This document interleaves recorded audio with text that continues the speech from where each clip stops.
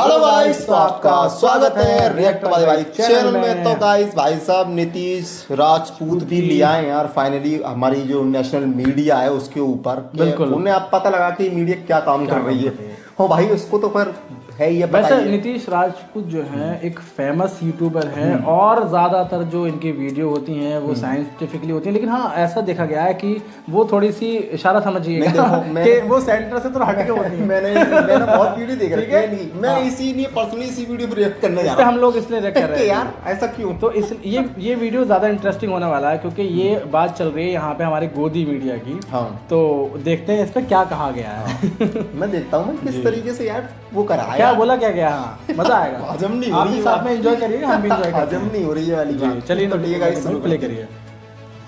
तो पूरे देश के ओपिनियन पे कंट्रोल करना है तो न्यूज एजेंसीज, न्यूज़पेपर और टीवी चैनल्स तीनों पे कंट्रोल करना होगा। ये तीनों अगर चालें तो लोगों को सरकार के सपोर्ट या फिर अपोज में खड़ा करने का दम रखती हैं, क्योंकि आम जनता जो होती है वो खुद थोड़ी लोकेशन पे जाके इन्फॉर्मेशन कंफर्म करती है। वो तो इन सब के थ्रू जो बताया जाता है वही मानती है। अब अगर ये तीनों मिलकर बैक टू बैक न्यूज देने लगे कि अगले क्वार्टर में ये सुपर पावर हो जाएगा, तो आप अलग अलग डिपार्टमेंट में आरटीआई डाल के खुद सारा डेटा नहीं कंफर्म करते हो, आप मान लेते हो। न्यूज मीडिया जो होती है वो किसी भी देश के लिए सबसे इंपॉर्टेंट चीज होती है, इसलिए इसको फोर्थ पिलर ऑफ डेमोक्रेसी बोला जाता है। गवर्नमेंट का असली अपोजिशन जो होता है वो मीडिया ही होता है। दुनिया भर की गवर्नमेंट जब वॉर वगैरह पे जाती हैं तो सोल्जर से पहले न्यूज मीडिया को रेडी करती हैं ताकि लोगों को समझाया जा सके कि ये वॉर करना कितना ज्यादा इंपॉर्टेंट है देश के लिए। तो हमारा देश आजाद हुआ तो महात्मा गांधी जी ने इंडियन ओपिनियन नाम से एक अखबार चलाया था, नेहरू जी ने नेशनल हेराल्ड नाम से एक न्यूज़पेपर चलाया था, ताकि वो लोगों को असलियत समझा सकें कि वो जो गरीबी में जी रहे हैं, गुलामी में हैं, वो अपनी गलतियों की वजह से नहीं है बल्कि अंग्रेजों की गलतियों की वजह से।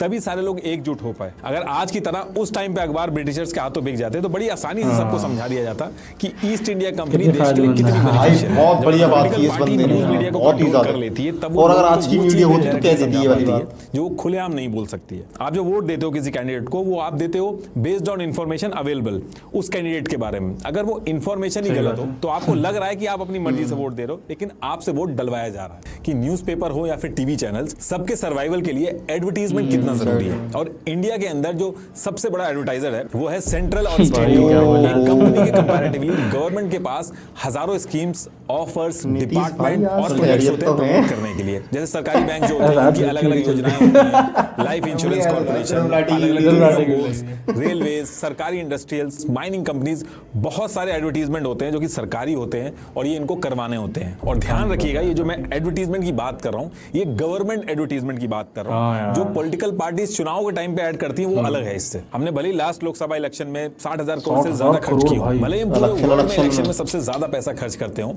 लेकिन इन सबसे कहीं ज्यादा पैसा हमारी गवर्नमेंट को अपनी अलग अलग गवर्नमेंट स्कीम को लोगों तक पहुंचाने के लिए खर्चा करना होता है। तो इसलिए जब कोई पॉलिटिकल पार्टी जीत के पावर में आती है तो उसके हाथ में ये पावर होती है कि एडवर्टीजमेंट किसको देना है। तो मोटा मोटी आप इस तरीके से इसको समझ लीजिए कि गवर्नमेंट जो है वो इन newspaper, news agencies, TV channels की सबसे बड़ी कस्टमर है, यानी कि ग्राहक है। और ये हमेशा से चलता आया कि सेंट्रल गवर्नमेंट हो, पहले की गवर्नमेंट हो, स्टेट गवर्नमेंट हो, उनके अगेंस्ट में जब भी न्यूज मीडिया लिखता है तो उनके एडवर्टीजमेंट बंद हो जाते हैं। जैसे 2019 के इलेक्शन के टाइम पे जो द हिंदू न्यूज़पेपर था उसने रफाल डील में कई सारी इरेगुलरिटीज हुई थी, उसको लेके बीजेपी के अगेंस्ट में एक सीरीज चला दी थी। ऐसे ही टाइम्स ऑफ इंडिया ने एक सीरीज चलाई थी जिसमें उन्होंने लोकसभा इलेक्शंस के टाइम पे पीएम मोदी के मॉडल कोड ऑफ कंडक्ट को वायलेट करने पे खबरें चलाना स्टार्ट कर दी थी। और फिर जब 2019 में गवर्नमेंट जीत के आई तो times of India, the Hindu, economic times, the telegraph और एबीपी, जिसको आनंदा बाजार पत्रिका कहते हैं, ऐसे न्यूज़पेपर के एडवर्टीजमेंट बंद कर दिए थे। ये कहना था अधीर रंजन चौधरी का, जो कांग्रेस के लीडर थे। अधीर रंजन चौधरी ने लोकसभा में खड़े होकर बोला कि बीजेपी गवर्नमेंट ये जानबूझ के कर रही है, और ये भी बोला कि बीजेपी ने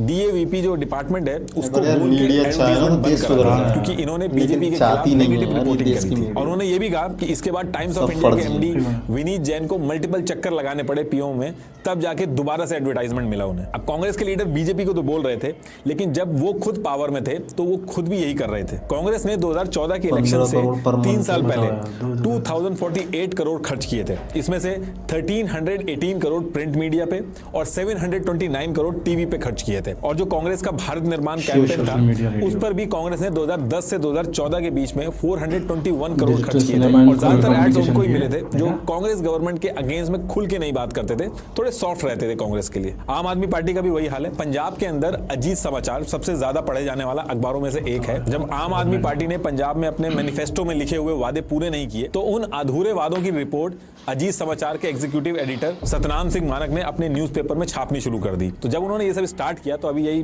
2023 के स्टार्टिंग में आम आदमी पार्टी ने ये जो न्यूज़पेपर है अजीत समाचार, इसके भाई बहुत ही ज्यादा पते की बात बता रहा बंदा यार, टेंडर वाले बहुत ही ज्यादा मतलब उनको बंद करवा दिया।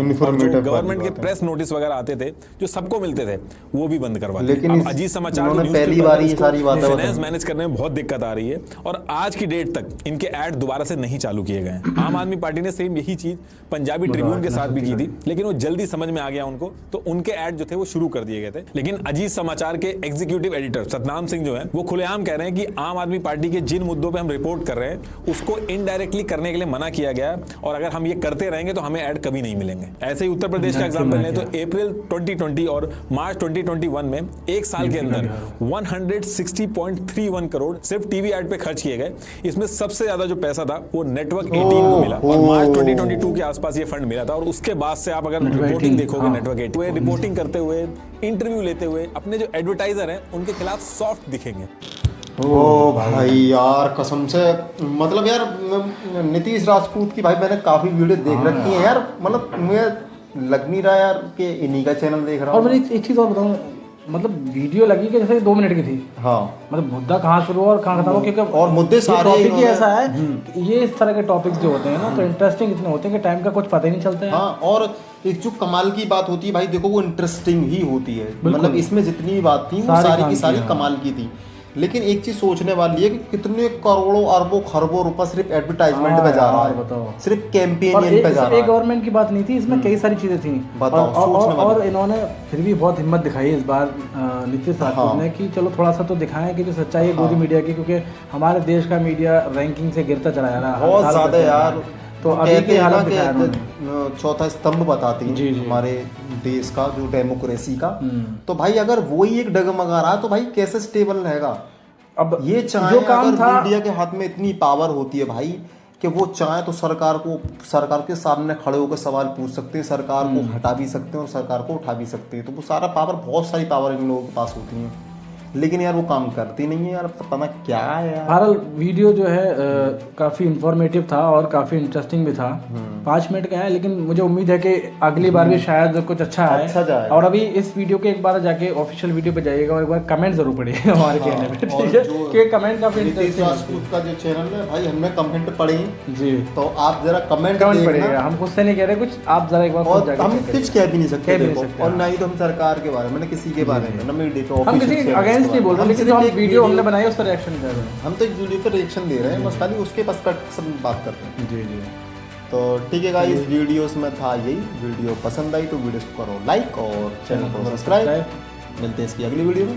बाय।